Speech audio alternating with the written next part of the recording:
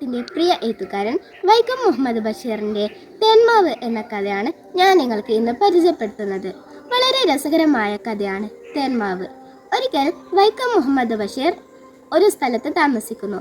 തൊട്ടടുത്ത് അധ്യാപിക ദമ്പതികളായ റഷീദ് മാസ്റ്ററും ഭാര്യ അസ്മ ടീച്ചറും താമസിക്കുന്നു. ഒരു ദിവസം ഒരു പാത്രം നിറയെ നല്ല മധുരമുള്ള മാമ്പഴം ബഷീറിന് റഷീദ് മാസ്റ്റർ കൊണ്ടുകൊടുത്തു.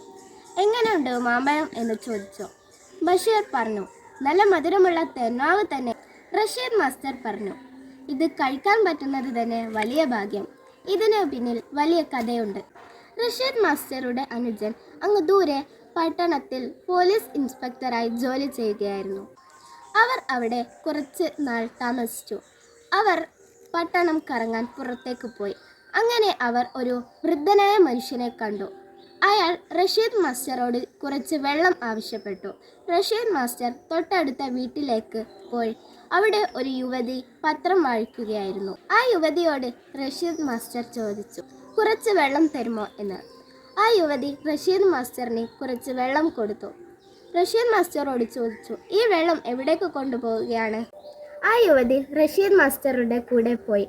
ആ വൃദ്ധനായ മനുഷ്യൻ അവിടെ നിന്ന് പതിയെ എഴുന്നേറ്റു.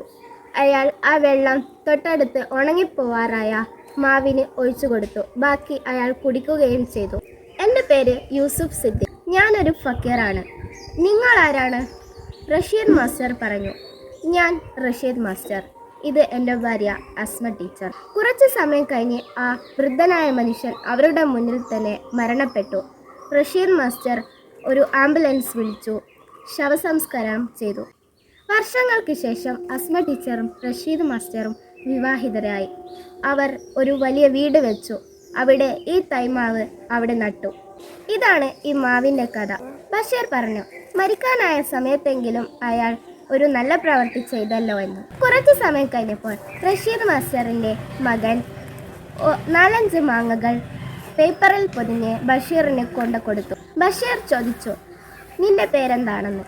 അവൻ പറഞ്ഞു, എൻ്റെ പേര് യൂസുഫ് സിദ്ദീഖ്. ആ ദമ്പതികൾ വൃദ്ധനായ ആ മനുഷ്യൻ്റെ പേര് തന്നെയാണ് തൻ്റെ മക്കൾക്ക് ഇട്ടത്. പ്രിയപ്പെട്ടവരെ, മരിക്കാനായ ഒരു മാവിനെ രക്ഷിച്ചാണ് അദ്ദേഹം ഈ ലോകത്തോട് വിട പറഞ്ഞത്.